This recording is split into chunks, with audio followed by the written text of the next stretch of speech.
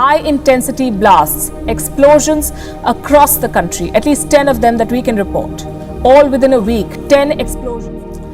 The question is, why are high-intensity blasts taking place in China? Are these freak accidents? Labs are blowing up, trucks safely stationed in parking bays are also blowing up, food streets are blowing up, as are residential complexes. It's hard to say they're linked, but it's even harder to rule out foul play because, it's China. An explosion and fire at a university in the east of China has killed 2 people and injured 9. The accident happened in a science lab at the Nanjing University of Aeronautics and Astronautics. But here's something that you must consider. The blasts preceded the Chinese Communist Party's plenary. The timing is very significant. As we speak, the CCP's Central Committee is meeting in Beijing. A cold front is sweeping many parts of northern China, bringing the winter's first snowstorms from Sunday to Monday. Heavy snow has covered areas including Inner Mongolia, Shandong, Tianjin and Beijing. Snow hitting China, leaving 1 person dead. Thousands were impacted by a blizzard in northeastern China. Check out this video. The early winter snowstorm hitting hard. Roads blocked, rail services suspended, and schools closed. In Inner Mongolia, where over 23 inches of snow fell over 46 hours. That's the longest on record since 1951. Surprise announcement at the UN Climate Summit in Glasgow. The United States and China have struck a deal to work together on tackling climate change. U.S. climate envoy John Kerry praised the agreement as a step in the right direction. Despite China's human rights abuses and military aggression, the White House is more interested in brokering climate deals. How, in the several months of meetings behind the scenes with China, did you bring up some of those very contentious issues, such as the use of forced labor? That's not my lane here. That's my job is to be the climate guy. This is not a discretionary thing, frankly. This is science. It's math and physics that dictate the road that we have to travel. China and the US aren't only the 2 biggest economies on Earth, they're also responsible for the biggest emissions of carbon dioxide and methane gases. The giant of Chinese politics, Xi Jinping. Behind closed doors, Xi is set to lay the groundwork for an unprecedented 3rd term in office that would cement his position as China's most powerful leader in recent history. The fact that China, trying to assert, understandably, a new role in the world as a world leader, not showing up, come on. Chinese President Xi Jinping did not attend. World leaders flew down to Glasgow. Xi Jinping did not. He was missing both in person and online. He did not even make the effort to join via video link. Why did he not? Well, China has an interesting explanation, and you won't believe what they said. China said, and I'm quoting, the conference organizers did not provide the video link method. So poor Xi Jinping could not join. Isaac, give us a little more context as to why this deal with China came as such a surprise. Relations between the United States and China have been, in a word, terrible over the last 6 months since Biden took office and even before. And we were not expecting to see signs of a rapprochement, of a thaw, and this really just came out of nowhere.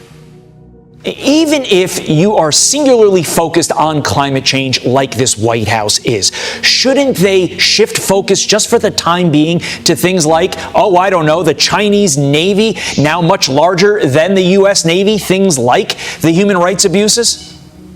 Oh, absolutely. First of all, China is threatening the United States like it hasn't in a long time. And it's not just the size of their Navy. And there's new evidence tonight of China's growing military might. It's happening on multiple fronts and fast. So he has an enormous amount of power, and he's structured the government in such a way that he has created a lot of these small committees, or small standing committees as he calls them, and he chairs most of them. So he really is at the center of every major decision. And was due to stand down next year. But at a high-level meeting, Xi has extended his leadership by at least 5 years. The Central Committee of the Communist Party passed the historic declaration at a plenary session in Beijing on Thursday, effectively changing the constitution. Now, one thing that's interesting that we're expecting to happen is that President Xi Jinping and this plenum is going to unveil something called a historical resolution. Now, what is that? In 2018, China scrapped the two-term limit on the presidency, giving Xi the right, in theory, to remain in office indefinitely. Thursday's resolution puts that amendment into practice. Critics have been saying that we could see the return, satirical here, the return of some kind of emperor to Beijing if Xi Jinping was able to take a third term and beyond. We are witnessing a strategic breakout by China. Their explosive growth and modernization of its nuclear and conventional forces can only be what I describe as breathtaking. And help China make new contributions to Africa and the world's peace and stability. We've got only a minute left. Big picture. You say China is in trouble and you worry that this wounded animal could be particularly dangerous to us. Why? Well, first of all, you got simultaneous crises. You've got a stagnating economy, the rolling power outages, COVID-19 outbreaks, which are accelerating, food shortages, a restive population, deteriorating environment. I think that Xi Jinping is going to look for an enemy. Mao Zedong did the same thing in 1966, but he couldn't plunge the world into war. Xi Jinping, because of that large navy that you talked about, he can do that. But President Xi Jinping, according to China's official news agency, called for the Chinese military to break new ground and said China's capabilities have been enhanced by leapfrog development in equipment and weapons. Last August, China conducted a hypersonic test that the chairman of the Joint Chiefs compared to the Russians beating the U.S. into space. I don't know if it's quite a Sputnik moment, but I think it's very close to that. And it has all of our attention.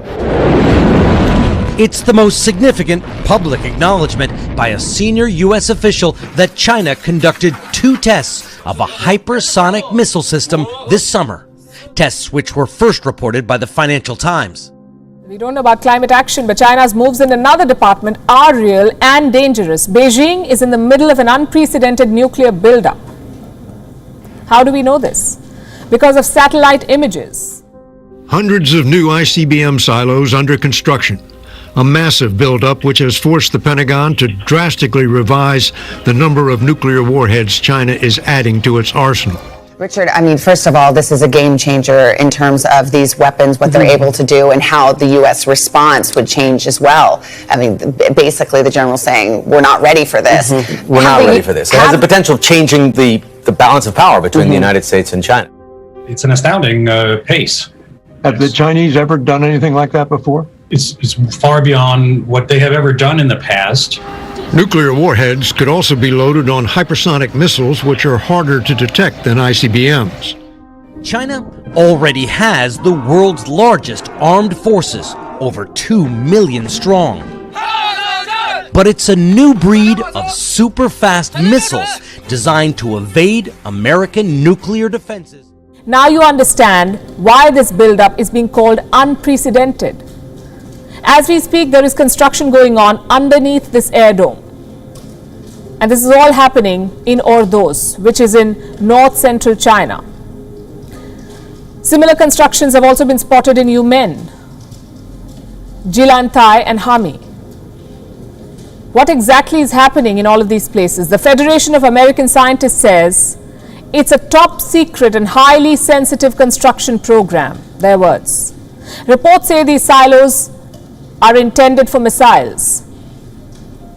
There are at least 300 such silos under construction in China, 300. All of this is part of the PLA's modernization program. What's interesting is that Beijing has neither confirmed nor denied any of these reports. That such extensive silo construction has not been seen since the Cold War. But I want to get your take on this threat forcing Taiwan to boost reserve force training. The country's defense ministry said that it will be doubling down on combat and shooting exercises as China increases military activity nearly the island, General. And I was looking earlier at how much the world depends on Taiwan when it comes to semiconductors. I mean, semiconductors, obviously critical components that power electronics that we all need, from cars to computers, etc. I think what the Chinese are undertaking at the moment is a rapid military modernization and expansion, with the aim being to be in a position later in this decade to be able to use military force against Taiwan. That is the critical mission at the moment for the Chinese military. Prepare for that conflict that could potentially occur in the second half of this decade. At the same time, as they're developing these conventional military capabilities, they're also expanding their nuclear capabilities with a substantial expansion in the number of nuclear warheads and missile systems. What are your thoughts on all of this? This military activity near the island, what the U.S. is doing as well? Well, President Xi has made an objective of his regime for reunification, to take control of Taiwan. And believe me, we are still behind. The balance of power in that region, Maria, as you know, has shifted militarily to China. That is a fact, and it's undeniable. They also eventually want to be the #1 military globally in the world. That's not the case now, but in the region, it certainly is the case in terms of available forces in that region. But what the public notices, first of all, is an increase of personality cult. In the recent weeks and months, the state media have exaggerated their praise of Xi Jinping. It became almost absurd. I mean, it's comparable to the rhetoric of the North Korean regime almost. His message is that China is a superpower and the rest of the world better know it. The Chinese people will never allow any foreign forces to bully, oppress or enslave us.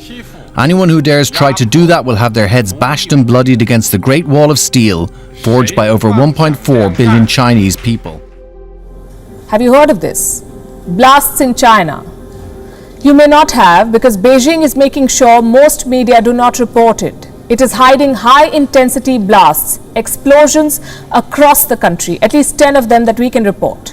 All within a week, 10 explosions, 10 bomb blasts in one country in less than a week. And this is not Yemen we are talking about. We are talking about China. What's happening there? The first one was reported on the 21st of October. It happened in the Liaoning province. The blast took place at a hotel. It was high intensity. 5 people died, 47 others were injured. One day later, there was another blast. This time in Inner Mongolia, the blast was reported at a chemical plant. Again, it was high in intensity. 4 people died, at least 3 others were injured. 2 days later, there were 2 more blasts. One in the Wafangdian city, another in Nanjing. The second one was at a university lab, a laboratory. It wasn't one of those chemical experiments gone wrong or a test tube blast. This blast killed people, at least 4. The next day, there was another blast in another university. This time it was the Shandong University's Huangdao campus. An explosion rocked the North Gate. Nothing has been reported on the deaths or injuries yet. A day after this blast, there were 3 high-intensity blasts in 3 Chinese provinces. The first one was in Shandong. Some trucks parked in the province's Zibo city mysteriously blew up. Some said the blast was so strong that people staying 20 kilometers from the blast site felt terrified. They felt the impact. The same day, 2 more explosions rocked Guangdong and Jiangxi. On the 27th of October, another blast rocked Guangdong. Now, we don't know very much about where exactly this happened or how many people were injured or killed, if at all. But we do know that on the same day, a blast also ripped through the city of Tianjin. So that's 10 blasts that we've counted so far. 10 blasts, 13 deaths, and many more injuries in just 7 days in China. And that's just on paper. It's hard to tell how much worse this story is. That people in China have a lot to complain about right now. China's zero COVID strategy has fallen flat, for instance. The country is in the middle of a Delta outbreak. And this is being called the worst outbreak since Wuhan, since last year.